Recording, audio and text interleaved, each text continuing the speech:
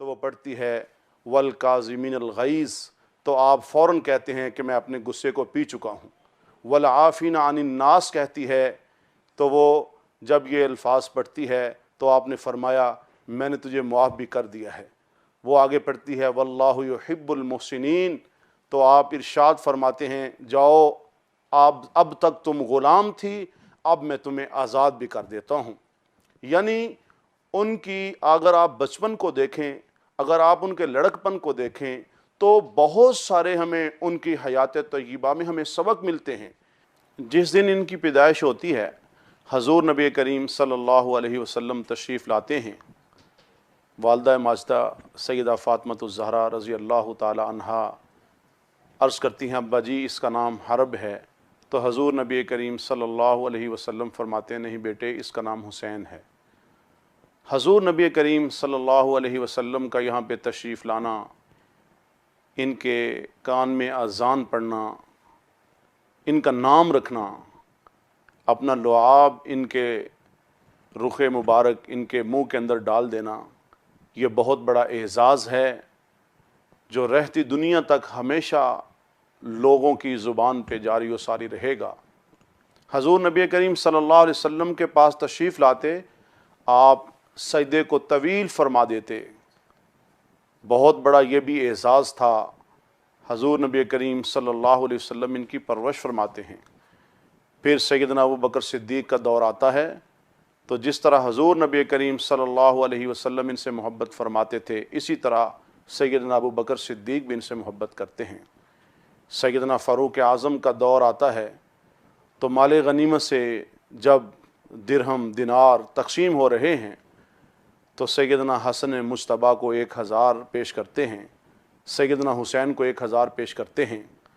تو حضرت عبداللہ ابن عمر جب آتے ہیں ان کے صاحبزادے ہیں، ان کو 500 درہم دیتے ہیں۔ وہ عرض کرتے ہیں ابا جی حسن و حسین تو اس وقت بچے تھے جب میں نے حضور نبی کریم صلی اللہ علیہ وسلم کے دین کے لیے اپنی شجاعت منوائی تھی، میں تو غزوات کے اندر بھی شریک ہوا تھا، لیکن آگے سے جو جملہ کہا سیدنا فاروق اعظم رضی اللہ تعالیٰ عنہ نے، کہا بیٹے حسن و حسین جیسی ماں لے کے آ، حسن و حسین جیسا باپ لے کے آ، حسن و حسین جیسا نانا لے کے آ۔ اور جس دن حضرت حسن مجتبیٰ اور حضرت عبداللہ ابن عمر رضی اللہ عنہما دونوں بچے ہیں آپس میں یہ لڑ پڑتے ہیں، تو سیدنا فاروق اعظم نے جو جملہ کہا جب حضرت حسن نے کہا کہ آپ جس کو امیر المومنین کہہ رہے ہیں وہ تو میرے نانا کے غلام ہیں، تو کہا بیٹے جاؤ اسے لکھوا کے لے آؤ۔ تو ہمیں اہل بیت سے محبت تو صحابہ نے سکھلائی ہے۔ اسی طرح پھر سیدنا عثمان غنی کا دور آتا ہے، سیدنا علی المرتضیٰ کا دور آتا ہے، تو حضور نبی کریم صلی اللہ علیہ وسلم نے ارشاد فرمایا من احب الحسن والحسین فقد احبنی، جس نے حسن و حسین سے محبت کی گویا میرے ساتھ اس نے محبت کی، ومن ابغضہما فقد ابغضنی، جو ان سے بغض رکھتا ہے وہ میرے ساتھ بغض رکھتا ہے، ہما ریحانتا یا من الدنیا، یہ میرے دنیا کے پھول ہیں، سیدہ شباب اہل الجنہ، جنت کے نوجوانوں کے سردار ہیں۔ اور فرمایا حسین منی وانا من الحسین، میں حسین سے ہوں حسین مجھ سے ہیں۔ یہ وہ میسج تھے، یہ وہ پیغام تھے جو حضور صلی اللہ علیہ وسلم نے اپنی امت کو دے دیے، ہمیشہ حسن سے محبت کرنا، ہمیشہ حسین سے محبت کرنا، ہمیشہ حسنی کردار کو اپنانا، ہمیشہ حسینی کردار کو اپنانا۔ اور میں اکثر کہا کرتا ہوں اس امت کا وہ مظلوم شخص جس کو حضرت حسن مجتبیٰ کہا جاتا ہے، امت کو جوڑنے کے لیے اور امت کو ایک ہی پلیٹ فارم کے اوپر اکٹھا کرنے کے لیے جو انہوں نے اقتدار کی قربانی دے دی، وہ بھی ہمارے لیے نمونہ ہیں، وہ بھی ہمارے لیے یقیناً آئیڈیل ہیں۔ اور بات آتی ہے یوم عاشوراء پہ کربلا کی شہادتوں کی، میں ایک میسج اور پیغام دینا چاہتا ہوں۔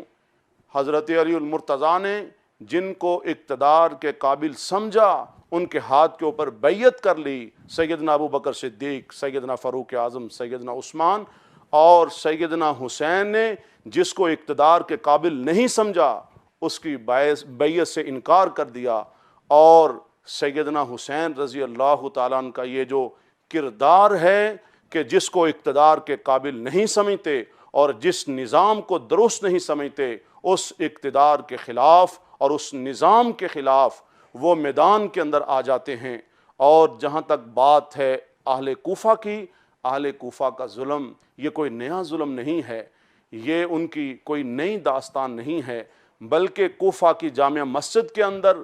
حضرت علی المرتضیٰ رضی اللہ تعالیٰ عنہ کے ساتھ جو انہوں نے ظلم کیے، حضرت حسن مجتبیٰ کے ساتھ جو انہوں نے ظلم اور زیادتیاں کی ہیں، ان کو بھی شہید کر دیا گیا سیدنا علی المرتضیٰ کو کوفہ کی جامع مسجد کے اندر۔ یہ وہ، میں اگر اپنے الفاظ میں بیان کروں تو یہ وہ دشمن تھے جو دوستی کے روپ کے اندر آئے، یہ وہ جو ظالم تھے جو ہمدردی کے روپ کے اندر آئے، خطوط لکھے، خود بلوایا اور خود بلوا کر انہوں نے یہاں پہ شہید کر دیا گیا، ان کو شہید کر دیا گیا۔ سیدنا حسین نے ہمیں یہی پیغام دیا ہے، جس نظام کو غلط سمجھو، جس اقتدار کو غلط سمجھو، اس کے خلاف اٹھ کھڑے ہو اور استقامت کے ساتھ میدان عمل کے اندر اتر جاؤ۔ اور میں عرض کروں، تاریخ انسانیت کا یہ وہ المناک باب ہے، تاریخ انسانیت کا یہ وہ ظلم ہے۔ اور اگر ہم تاریخ انسانیت کو دیکھتے ہیں،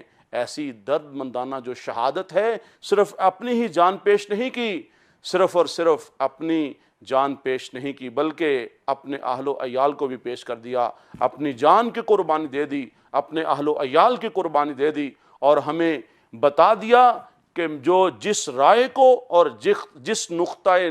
نظر کو میں درست سمجھتا ہوں، میں ان الذین قالوا ربنا اللہ ثم استقاموا کا پیغام لے کر، قل آمنت باللہ ثم استقم کا پیغام لے کر میں بتا رہا ہوں، جس اقتدار کو غلط سمجھتا ہوں میں اس کو کبھی بھی برداشت نہیں کر سکتا، میں اس کو کبھی بھی قبول نہیں کر سکتا، میں اس نظام کو کبھی ایکسیپٹ نہیں کر سکتا، بلکہ میں اس کو ریجیکٹ کرتا ہوں۔ ہمیں بھی چاہیے ہم حسنی کردار ادا کریں، ہمیں بھی چاہیے ہم حسینی کردار ادا کریں، ہم ان سے محبت رکھیں، ہم ان سے عقیدت رکھیں، اور جن سے انہوں نے محبت کی ہے ہم انہی سے محبت کریں، جن سے انہوں نے بغض رکھا ہے ہم بھی ان سے بغض رکھیں، جن کے ساتھ جن کی محبت تھی اگر ہماری محبت ہوگی، جن سے بغض تھا ان کے ساتھ اگر ہمارا بغض ہوگا، تو میں سمجھتا ہوں ہم حضور صلی اللہ علیہ وسلم کے دین کے اوپر ہیں، ہم صراط مستقیم کے اوپر ہیں، اور ہمیں قیامت والے دن سیدنا حسین کے نانا کی شفاعت ملے گی۔ اللہ مجھے صحابہ اہل بیت سے محبت، عقیدت، احترام کے ساتھ ان کی جو زندگیاں ہیں ان کو آئیڈیل سمجھتے ہوئے اللہ تعالیٰ مجھے زندگی گزارنے کی توفیق نصیب فرمائے۔ وما علینا الا البلاغ۔ یا حسین